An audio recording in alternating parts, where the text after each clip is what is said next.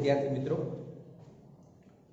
हूँ भरत पटेल आ वीडियो में आपनु स्वागत करूँ छूं। आजना वीडियो में धोरण 11 प्रकरण 1 गण विषय आपणे अभ्यास करवानो छे।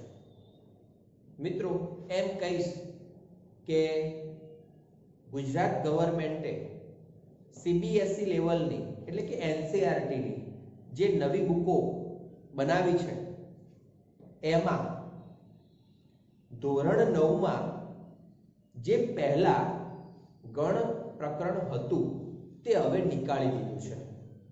माटे एम कही शकाय के तमे गण प्रकरणनो अभ्यास कर्यो नथी। तो आ गण प्रकरण नो आपणे हवे अभ्यास करवानो छे। तमारा माटे प्रकरण बिलकुल नवुं छे, परंतु मित्रों एटलुं ज सरळ प्रकरण छे। गणनी सौथी पहेला आपणे शरूआत करीए तो एम कहीश के गण एटले शुं।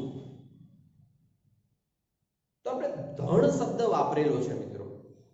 धण के गायोनुं धण, बराबर। एनो मतलब के गायोनो एक समूह आपणे एवुं कहेता होईए छीए। आनो मतलब एवो थयो के समूह एने आपणे धण तरीके पण ओळखी शकीए या गण तरीके पण ओळखी शकीए छीए, बराबर। આપણે સામાન્ય રીતે એવું સમજીશું કે ગણ એટલે વસ્તુઓનો એક સમૂહ। હું એમ કહું કે ધોરણ 11 સાયન્સના વિદ્યાર્થીઓનો સમૂહ, બરાબર।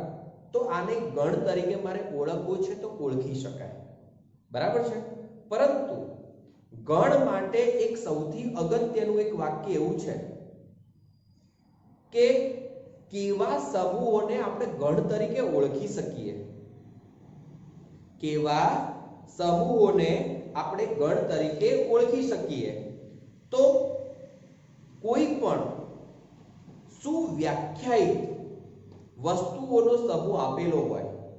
समझो, कोई पण सुव्याख्यायित वस्तुओनो समूह आपेलो होय तो एने आपणे गण तरीके ओळखी सकीए छीए। वाक्य रचना ने समझो, सुव्याख्यायित वस्तुओनो समूह। पहला तो આપણે પ્રકરણની શરૂઆતમાં ગણ, તો ગણ એટલે સમૂહ।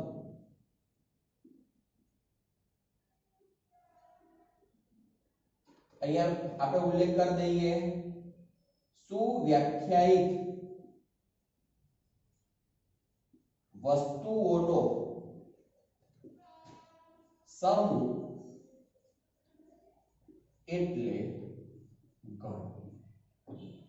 અહીંયા મિત્રો જે વાક્ય રચના આપણે લખી છે એ ફક્ત ગણને સમજવા માટે છે કે કેવા સમૂહોનો ગણમાં સમાવેશ કરી શકાય અને કેવા સમૂહોનો ગણમાં સમાવેશ કરી શકાય નહીં, બરાબર છે। તો એના પ્રમાણેની આ વાક્ય રચના છે। તો ત્યાંથી જ ખબર પડશે સુવ્યાખ્યાયિત વસ્તુઓનો સમૂહ જેને ચોક્કસ રીતે આપણે કહી શકતા હોઈએ, જે સમૂહમાં ચોક્કસ વસ્તુઓ આવશે એવું આપણને ખબર હોય તો જ આપણે એ સમૂહને ગણ તરીકે ઓળખી શકીએ। તો આના માટે ધારો કે તમને જુદા જુદા બે ઉદાહરણ આપણે આપીએ તો પહેલું જ ઉદાહરણ હું એમ લઈ લઉં કે સંસ્કાર વિદ્યાલયના ધોરણ 11 વિજ્ઞાન પ્રવાહમાં અભ્યાસ કરતા વિદ્યાર્થીઓનો સમૂહ। तो आ गण कहेवाय के न कहेवाय। तो मित्रों आपणी वाक्य रचना प्रमाणे तमे विचारशो तो अहींया जे पण 11 सायन्सना विद्यार्थीओ छे तो एमनी संख्या केटली हशे? 60 हशे के 70 हशे के 66 हशे, बराबर छे। तो जे ते संख्या फिक्स छे। साथे साथे 11 सायन्समां कया कया विद्यार्थीओ छे तो ए पण पहेलाथी नक्की हशे, बराबर छे। तो अहींया जे पण विद्यार्थीओ आप्या छे ए बधा केवा छे? सुव्याख्यायित छे। એટલે કે સુવ્યાખ્યાયિત બધે બધા વિદ્યાર્થીઓ છે। તો માટે આ સમૂહને આપણે ગણ તરીકે ઓળખી શકીએ। પરંતુ એમ કહું કે વિશ્વના જે પણ ક્રિકેટરો છે એ ક્રિકેટરોમાં પાંચ મહાન બેટ્સમેનો, પાંચ મહાન બેટ્સમેનોનો સમૂહ. તો મિત્રો આને આપણે ગણ તરીકે ઓળખી શકવાના નથી. કેમ? તો એનું કારણ એવું છે કે જે પાંચ મહાન બેટ્સમેનો આપણે શબ્દ વાપરીએ છીએ, તો હવે બેટ્સમેન મહાન છે કે નથી અથવા શ્રેષ્ઠ છે કે નથી એનો કોઈ ક્રાઇટેરિયા અહીંયા તમને નથી આપ્યો. ક્રાઇટેરિયા એટલે કે એને વધુ રન કર્યા છે તો એ મહાન છે, એને વધારે સદીઓ મારી છે તો એ મહાન છે, એની એવરેજ વધારે છે તો એ મહાન છે. મિત્રો અહીંયા એવો કોઈ ક્રાઇટેરિયા નથી આપ્યો. બરાબર છે? તો અલગ અલગ ક્રાઇટેરિયા પ્રમાણે શ્રેષ્ઠ ક્રિકેટર અલગ અલગ ને શ્રેષ્ઠ બેટ્સમેન અલગ અલગ થશે. બરાબર?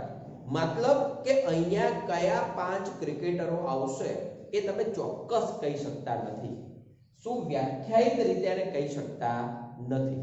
તો માટે અહીંયા જે આપણે સમૂહની વાત કરી છે તે સમૂહ કેવો થશે?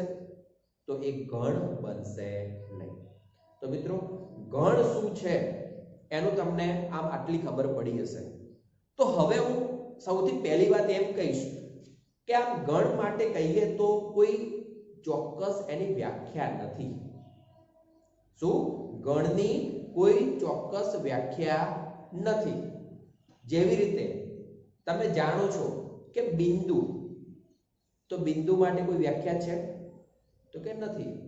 તો બિંદુ એક અવ્યાખ્યાયિત પદ છે. તો એવી રીતે ગણ પણ શું છે? એક અવ્યાખ્યાયિત પદ જ છે. બરાબર?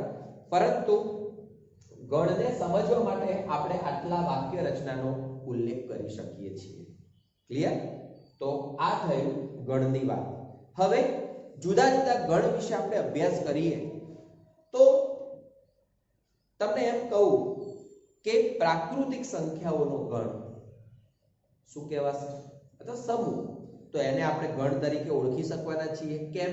કારણ કે એની અંદર આપણને ખબર છે કઈ કઈ સંખ્યાઓ આવવાની છે. કોઈ સંખ્યા માટે આપણને કન્ફ્યુઝન થવાનું છે કે આ સંખ્યા આવશે કે નહીં આવે? તો કે ના, એવું થવાનું જ નથી. આનો મતલબ એ થયો કે ગણ માટે સુવ્યાખ્યાયિત વસ્તુઓ હોય તો જ એ ગણ કહેવાશે.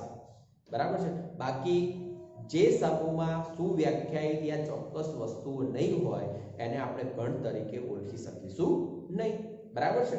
તો આ બંને જે વાક્ય રચનાઓ છે એની અંદર આપણે આવું પણ એક નવી વાક્ય રચના એડ કરી શકીએ કે ગણની કોઈ વ્યાખ્યા નથી, તેથી તે અવ્યાખ્યાયિત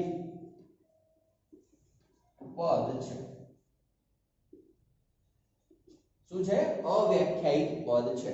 ટૂંકમાં એની કોઈ વ્યાખ્યા આપણે આપી શકતા નથી, તો માટે એને આપણે અવ્યાખ્યાયિત પદ તરીકે ઓળખીશું. પદ એટલે કોણ? જે ગણ છે તે.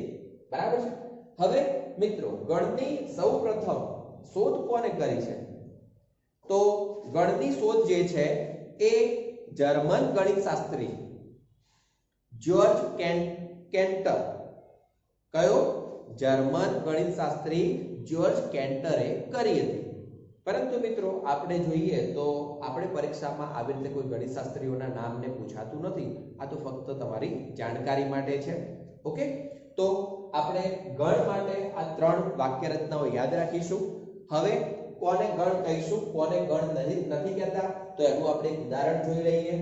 તો ધારો કે પહેલું તો આપણે જે તમને સમજાવ્યું છે, બરાબર, એના સિવાયનું કોઈ એક ઉદાહરણ આપણે ધારો કે લઈ લઈએ. તો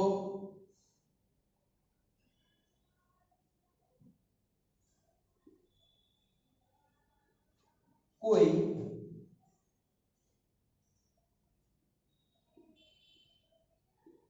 શહેરમાં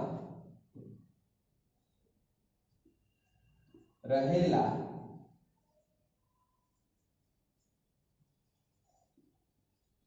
વેપારીઓનો અહીંયા બદલી દઈએ, ઉલ્લેખ કરીએ, રહેલા કરિયાણાના વેપારીઓનો સમૂહ. તો મિત્રો અહીંયા જે પણ આપણે એક ઉદાહરણ લીધું છે બરાબર, તો એની અંદર કોઈ પણ શહેરની વાત કરીએ છીએ, ધારો કે આપણે પાલનપુર શહેરનો વિચાર કરી લઈએ, તો એની અંદર કરિયાણાના વેપારીઓનો સમૂહ. તો કરિયાણાના વેપારીઓ તો જે તે નિશ્ચિત મળવાના છે આપણને, બરાબર છે. એમનું જે એસોસિએશન ચાલતું હોય એની અંદર આપણે તપાસ કરીએ તો આપણને બધાનું લિસ્ટ મળી રહેશે, બરાબર છે. તો આ જે સમૂહ છે એને આપણે શું કહીશું? ગણ છે. ચલો એવી રીતે બીજું એક ઉદાહરણ લઈ લઈએ. બીજા ઉદાહરણમાં આપણે એ રીતે નક્કી કરીએ કે ધારો કે જેવી રીતે ક્રિકેટર માટેનું આપણે ઉદાહરણ આપ્યું છે એવી રીતે આપણે ગણિતશાસ્ત્રી માટેનું ઉદાહરણ આપીએ, બરાબર, કે કોઈ મહાન ગણિતશાસ્ત્રીઓ અથવા 5 મહાન ગણિતશાસ્ત્રીઓનો સમૂહ. તો મિત્રો અહીંયા પણ મહાન ગણિતશાસ્ત્રી એ વ્યક્તિએ બદલાય. કેમ? કારણ કે ગણિતશાસ્ત્રીઓ હોય તો એમનું કોઈ દરેક ગણિતના ટોપિક ઉપર એ માહિર હોય એ જરૂરી નથી, બરાબર. અથવા એમને ગણિતમાં કોઈ વસ્તુની શોધ કરી છે તો એના આધારે માહિર છે એવું પણ નથી, બરાબર છે. તો વ્યક્તિએ કયો ગણિતશાસ્ત્રી મહાન છે, કયો ગણિતશાસ્ત્રી મહાન નથી, બરાબર, એ વ્યક્તિએ એનો ભાવ બદલાશે, બરાબર. એ મહાન છે કે નહીં એ બદલાશે. અને માટે આપણે કહી શકીએ કે આ જે સમૂહનો આપણે વિચાર કરીએ છીએ એ સમૂહ કેવો થશે? તો કે એ ગણ થશે નહીં. તો આપણે એનો ઉલ્લેખ કરીએ કે વિશ્વના 5 મહાન ગણિત શાસ્ત્રીઓનો સમૂહ. તો આ શું થશે? ગણ નથી. ક્લિયર? તો આ આપણે એનું ઉદાહરણ જોયું છે. હવે કયા કયા ગણ છે એના સાદા જે ગણો છે એના વિશેનો આપણે અભ્યાસ જોઈ લઈએ. તો આમ તમને ખબર જ છે કે સંખ્યાઓના ગણોનો આપણે વિચાર કરીએ છીએ તો સંખ્યાઓમાં કયા કઈ સંખ્યાઓના ગણ આવે છે? તો કે સૌથી પહેલા પ્રાકૃતિક સંખ્યાઓનો ગણ. તો મિત્રો અહીંયા હું ગણ માટેના ઉદાહરણ લખું છું થોડા.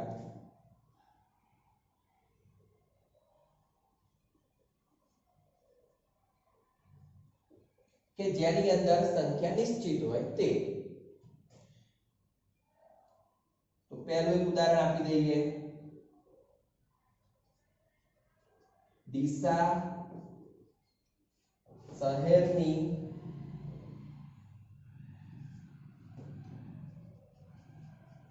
મામલતદાર ઓફિસના કર્મચારીઓનો સમૂહ. બરાબર. તો જો મામલતદાર ઓફિસમાં જે તે કર્મચારીઓ છે 5 કે 6 કર્મચારીઓ હોવાના, બરાબર, બધા કર્મચારીઓ આપણે વિચારવાના છે. તો એનો મતલબ શું થશે? ગણ થવાનો છે. આવી રીતે જુદી જુદી સંખ્યાઓના ગણ પણ આપણે વિચારી શકીએ છીએ, બરાબર છે. તો એની અંદર આપણે સંખ્યાઓના ગણનો વિચાર કરીએ તો તમે આ પણ બધા લખી શકશો મિત્રો. n. તો n તરીકે કેવી સંખ્યાઓનો ગણ આવશે? તો કે પ્રાકૃતિક સંખ્યા ગણ આવશે. w કહીએ તો w તરીકે કેવી સંખ્યાઓ આવશે? તો કે w જે છે એમાં પૂર્ણ સંખ્યાઓનો ગણ આવશે, બરાબર છે. કેમ? કારણ કે જે n છે n ની અંદર તમે 0 વધારાના ઉમેરી દેશો એટલે કે એડ કરી દેશો તો આપણને w મળશે. તો ચલો અહીંયા એ પણ ઉલ્લેખ કરી દઈએ સાથે સાથે. આ છે પ્રાકૃતિક સંખ્યાઓનો ગણ. અહીંયા છે એવી રીતે પૂર્ણ સંખ્યાઓનો ગણ. ચોથું છે z. તો z માં કેવી આવશે? પૂર્ણાંક સંખ્યાઓનો ગણ. એના પછી પાંચમું લઈ લઈએ q. તો q એટલે કેવી? તો કે સમય સંખ્યાઓનો ગણ. પછી i લઈ લઈએ. i એટલે કેવી? તો કે અસમય સંખ્યાઓનો ગણ. ઓકે, ચલો એવી રીતે એના પછી સાતમી વિચારવી છે તો કઈ થશે? તો કે સાતમી થશે આર. આર એટલે કે વાસ્તવિક સંખ્યાઓનો ગણ.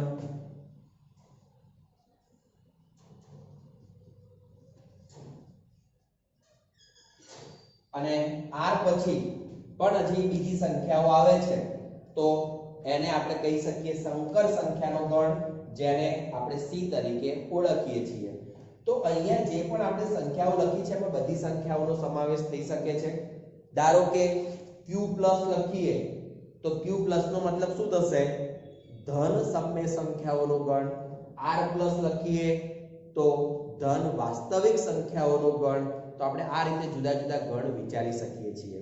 હવે મિત્રો આની અંદર કઈ કઈ સંખ્યાઓ આવે છે એનો ઉલ્લેખ આપણે આગળના એટલે કે બેઝિક કન્સેપ્ટના લેક્ચરોમાં એટલે કે વિડીયોમાં કરેલો છે, તો ત્યાંથી તમે વસ્તુ સમજી શકો છો અને આમ પણ તમને એ તો હવે ખબર હશે જ. તો આ થઈ ગણની વાત. હવે બીજી રીતે હજી ઉદાહરણ આપો તો એમ આપી શકું છું કે એબીસીડી ના અથવા અંગ્રેજી મૂળાક્ષરોના સ્વરનો ગણ અથવા અંગ્રેજી મૂળાક્ષરના વ્યંજનનો ગણ. બરાબર, કારણ કે સ્વર જે છે એ પણ નક્કી છે, 5 જ હશે. બરાબર, વ્યંજન જે છે એ પણ નક્કી છે. બરાબર છે, કેટલા હશે તમને ઓલરેડી ખબર જ હશે. તો આ પ્રમાણે આપણે એમને સમજી શકીએ છીએ, એને યાદ રાખી શકીએ છીએ. તો આ થઈ બધી ગણની વાત. હવે ગણ, તો ધારો કે ગણને આપણે કયા સંકેત તરીકે ઓળખીએ છીએ અને ગણના ઘટકો ને આપણે કયા સંકેત તરીકે ઓળખીએ છીએ, તો હવે આપણે એનો અભ્યાસ કરી લઈએ. તો એરો કરીને આપણે નીચે લખીશું એમાં કે ગણને A B C up to Z એટલે કે અંગ્રેજી જે કેપિટલ મૂળાક્ષરો છે એમના દ્વારા આપણે ગણને દર્શાવીએ છીએ, વડે દર્શાવાય છે.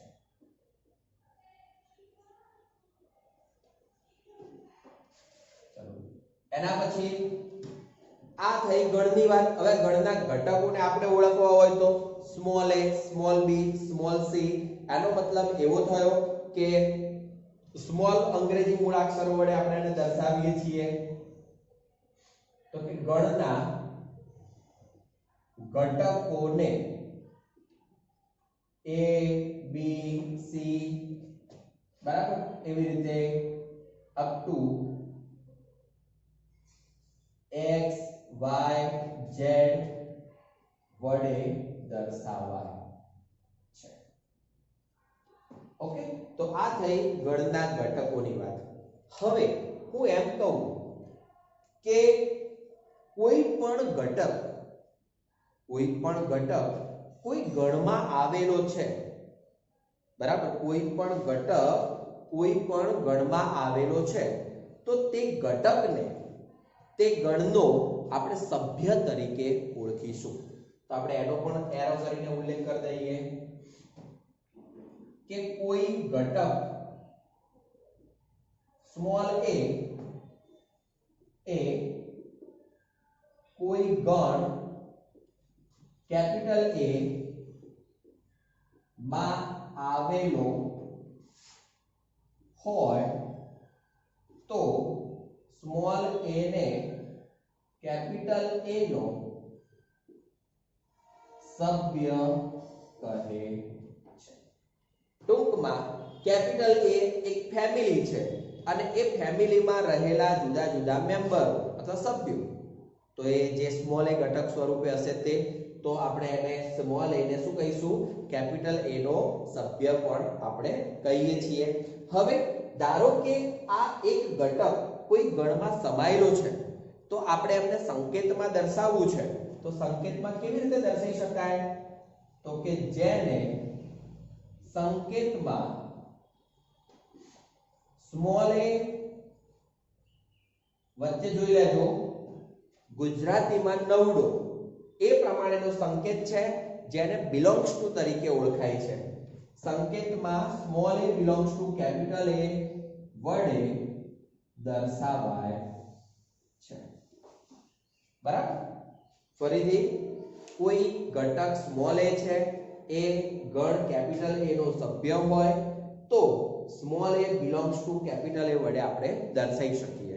હવે હું એમ કહું કે કોઈ ઘટક સ્મોલ b એ ગણ કેપિટલ A નો સભ્ય નથી તો પછી એને આપણે શું કહીશું?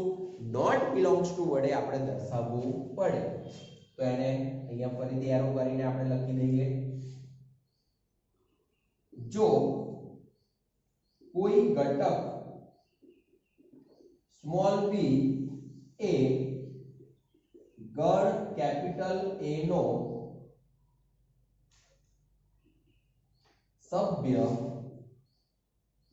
ન હોય તો b does not belongs to, મિત્રો જોઈ લેજો, a સમાય છે તો belongs to આપણે સંકેત વાપરીએ છીએ, b a માં નથી સમાતો તો does not belongs to સંકેત આપણે વાપરીએ છીએ. તો કોઈ ઘટક b એ ગણ a નો સભ્ય ન હોય તો b does not belongs to a વડે દર્શાવાય છે. તો આ થઈ ગણની પ્રાથમિક માહિતી. હવે હું એમ કહું તમને કે ગણ છે તો એ ગણને આપણે કેટલી રીતે દર્શાવી શકીએ છીએ? ગણને કેટલી રીતે દર્શાવી શકીએ છીએ? તો અહીંયા તમે જોશો તો ગણને તમે આ રીતે લખ્યું છે, બરાબર, પરંતુ એમાં આપણે કોઈ સ્પેશિયલ એવો ઉલ્લેખ કરેલો નથી. તો ગણને દર્શાવવા માટેની કુલ બે રીતો છે. કેટલી રીતો છે? બે રીતો. એક છે યાદીની રીત અને બીજું છે ગુણધર્મની રીત. હવે નામ ઉપરથી જ આપણને ખબર પડે, યાદીની રીત એટલે જેટલા ઘટકો કે જેટલા સભ્યો આવતા હોય એ બધા જ ઘટકો કે બધા જ સભ્યોને આપણે ક્રમિક લખી દેવાના છે, બરાબર. તો એ થઈ જશે યાદીની રીત. ટૂંકમાં આપણે ગણમાં રહેલા સભ્યોની યાદી બનાવી. પરંતુ ગુણધર્મની રીત વિશે ઉલ્લેખ કરવો હોય તો ગુણધર્મની રીતમાં શું થાય? તો કે ગણમાં જેટલા ઘટકો છે, ગણમાં જેટલા ઘટકો છે એ બધા જ ઘટકો નો કોઈ એક સ્પેશિયલ ગુણધર્મ હોય. બધા ઘટકોનો કોઈ એક સ્પેશિયલ ગુણધર્મ હોય તો એ ગુણધર્મ દ્વારા જો આપણે એને લખી દઈએ છીએ તો એ રીત થશે ગુણધર્મની રીત.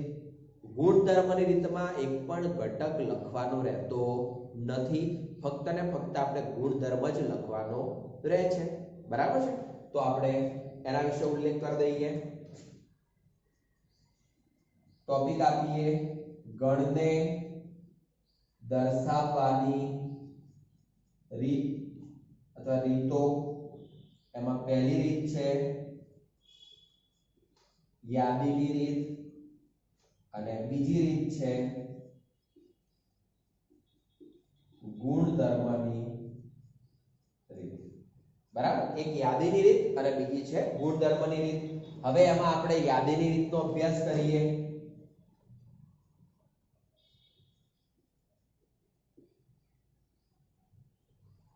ફરીથી યાદીની રીતનો મતલબ શું થશે કે યાદીની રીતમાં ગણમાં જેટલા પણ ઘટકો છે, જેટલા પણ સભ્યો છે એમને અલ્પ વિરામમાં મૂકીને એમને દર્શાવવાના છે અને બધા જ ઘટકોને એક ધનુષ કાઉન્સ, જેને આપણે છગડિયા કાઉન્સ તરીકે ઓળખીએ છીએ, તો એ છગડિયા કાઉન્સની અંદર એ બધા ઘટકોને આપણે સમાડવાના છે, બરાબર. તો એ જે રીત છે એને આપણે શું કહીશું?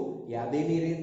તો યાદીની રીતમાં આપણે અહીંયા ઉલ્લેખ કરી યાદીની રીતમાં શું કામ કરવાનું છે તો કે યાદીની રીતમાં બધા જ ઘટકોની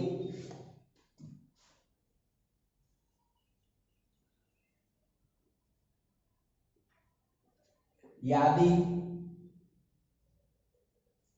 બનાવાય છે. હવે આ જે યાદી બનાવીએ છીએ તો એની અંદર આપણે શું કરીએ છીએ તો કે જેમાં બધા જ ઘટકોને અલ્પ વિરામ દ્વારા એકબીજાની પાસે મૂકીને અંતે બધા જ ઘટકો ધનુષ કૌંસ અથવા આ રીતે ધનુ કૌંસ આપણે એને ઓળખવું છે તો આ રીતે માં લખાય છે. સમજવાનો પ્રયત્ન કરજો. યાદીની રીતમાં શું કામ કરીએ છીએ આપણે? તો કે બધા જ ઘટકોની યાદી બનાવવાની છે અને જેમાં બધા જ ઘટકોને અલ્પવિરામ દ્વારા એકબીજાની પાસે મૂકીને અંતે બધા જ ઘટકો ધનુષ કૌંસમાં લખાય છે. બરાબર છે? તો આ રીતે આપણને યાદીની રીત મળશે. મિત્રો અહીંયા જે પણ ચાલે છે અને સાથે સાથે તમે લખતા પણ રહેજો, સમજતા પણ રહેજો, એટલે જેથી કરીને આપણે કન્ટિન્યુ બધું કામ ચાલી શકે. તો હવે આપણે એના યાદીની રીતમાં આપણે ઉદાહરણ જોવું હોય તો આપણે એને કેવી રીતે ઉદાહરણ આપી શકીએ? તો ધારો કે મારે એમ કહેવું છે કે 5 થી નાની પ્રાકૃતિક સંખ્યાઓનો ગણ. ધારો કે એક આપણે ગણ વિશે ઉદાહરણ જોઈએ કે 5 થી નાની પ્રાકૃતિક સંખ્યાઓનો ગણ. બરાબર? 5 થી નાની પ્રાકૃતિક સંખ્યાઓનો ગણ. તો એને આપણે લખવું છે તો આમાં કઈ કઈ સંખ્યાઓ પહેલા આવશે? તો કે પ્રાકૃતિક સંખ્યાઓ તમને ખબર હોય કે 1 2 3 4 5 6 7 8 એમ બધી સંખ્યાઓ આવે. એમાં પણ આપણે 5 થી નાની સંખ્યાઓ લેવાની છે. તો 5 થી નાની એટલે 1 થી 4 આવવાની છે. તો ધારો કે એને આપણે ગણ A તરીકે ઓળખીએ તો ગણ A બરાબર છગડીયો કૌંસ યા ધનુષ કૌંસ એમાં જે સંખ્યાઓ આવે છે એ સંખ્યાઓને આ પ્રમાણે આપણે અલ્પવિરામ દ્વારા દર્શાવીશું અને એમને છગડીયા કૌંસમાં લખવાનો પ્રયત્ન કરીશું. તો આ થઈ ગઈ યાદીની રીત. ધારો કે બીજું કોઈ ઉદાહરણ આપવું છે તો અન્ય ઉદાહરણ માટે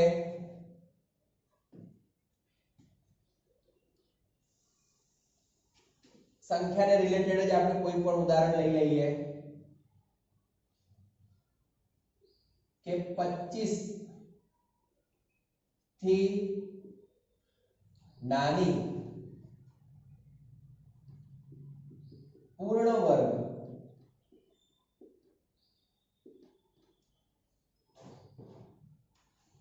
પ્રાકૃતિક સંખ્યાઓ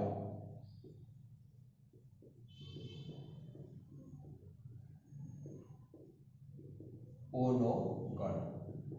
તો હવે તમને એટલું તો ખબર છે કે 25 થી નાની પૂર્ણ વર્ગ પ્રાકૃતિક સંખ્યાઓમાં કઈ કઈ સંખ્યાઓ આવશે? તો ગણ B તરીકે કહીએ તો પૂર્ણ વર્ગ સંખ્યાઓમાં 1 નો વર્ગ એટલે 1 આવશે, 2 નો વર્ગ એટલે 4 આવશે, 3 નો વર્ગ એટલે 9 આવશે, 4 નો વર્ગ 16 આવશે અને 5 નો વર્ગ 25. પરંતુ 25 થી નાની શબ્દ વાપર્યો છે એનો મતલબ કે 25 આવી શકશે નહીં. તો કઈ કઈ આવશે? 1 4 9 અને 16 આ રીતે. હવે મિત્રો આ પ્રમાણે હું તમને અન્ય ગણ વિશેની વાત કરું તો આપણે ધારો કે અહીંયા જે ઉલ્લેખ કરેલો છે કે n, તો n ની અંદર આપણે પ્રાકૃતિક સંખ્યાઓનો ગણ શબ્દ વાપર્યો છે. પરંતુ એ જ પ્રાકૃતિક સંખ્યાઓના ગણને આપણે યાદીની રીતે હવે લખવું હોય તો આપણે કેવી રીતે લખી શકીએ છીએ યાદીની રીતે? તો યાદીની રીતે જો આપણે એને લખવું છે તો આપણે કહી શકીએ કે એક છગડીયા કૌંસમાં 1 2 3 4 5 6. તો આ બધું જે છે એ પણ શું કહેવાશે? યાદીની રીતે જ કહેવાશે. તો n તરીકે 1 2 3 4 5 અનંત સુધીની સંખ્યાઓ આપણને મળશે. તો આ પણ શું કહેવાશે? કે પ્રાકૃતિક સંખ્યાઓનો ગણ જેમને આપણે યાદીની રીતે અહીંયા લખ્યું છે.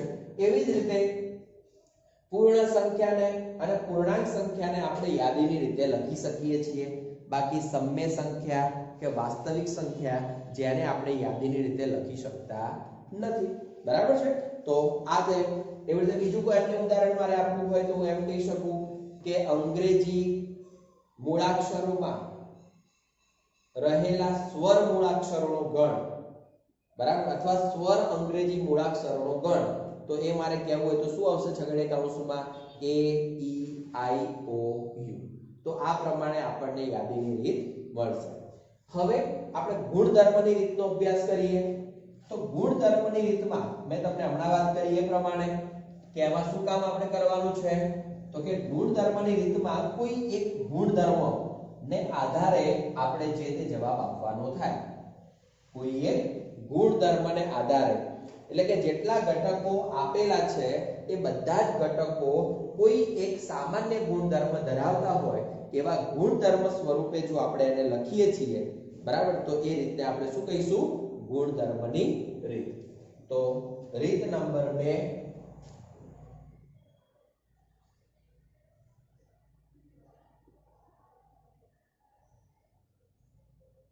ગુણધર્મની રીત.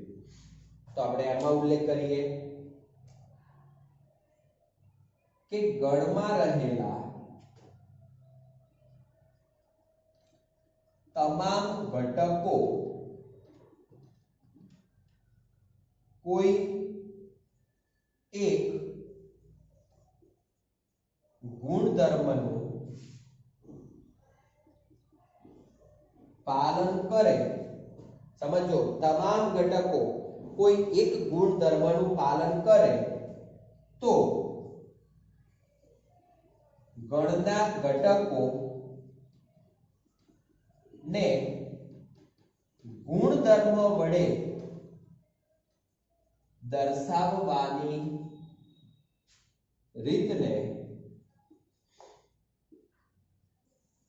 ગુણધર્મની રીત કહે છે.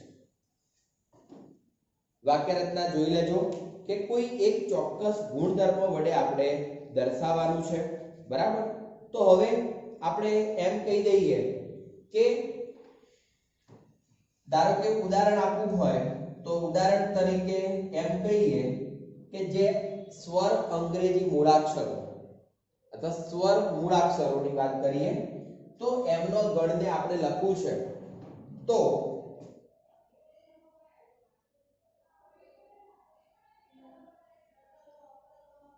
અંગ્રેજી સ્વર મૂળાક્ષરોનો ગણ. તો મિત્રો અહીંયા આપણે એક ગણને આ રીતે લખ્યું છે, ગણ એ તરીકે છે એવું આપણે વિચાર કરીએ. હવે આને તો કેવા ગુણધર્મ વડે લખી શકીએ? બસ તો એમને આના આ જ નામ વડે જ આપણે લખવું પડશે.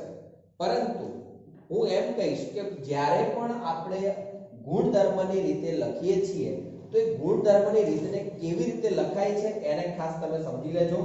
ધારો કે જે પણ ગણ આપ્યો છે એ ગણ, હવે એ ગણમાં રહેલા ઘટકો, એ ઘટકોને આપણે સ્મોલ x તરીકે ઓળખીએ છીએ અને આવી રીતે બે ટપકા એટલે કે સચ ધેટ જે ઘટકો છે એ ઘટકો કયા ગુણધર્મનું પાલન કરે છે તે ગુણધર્મ x નો ગુણધર્મ આપણે અહીંયા લખવાનો છે.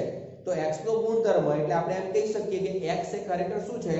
તો કે x એ અંગ્રેજી મૂળાક્ષર, અંગ્રેજી સ્વર મૂળાક્ષર છે, બરાબર. તો જેટલા પણ અંગ્રેજી મૂળાક્ષરો છે એમાંથી જે સ્વર મૂળાક્ષર હશે તે, તો કે અંગ્રેજી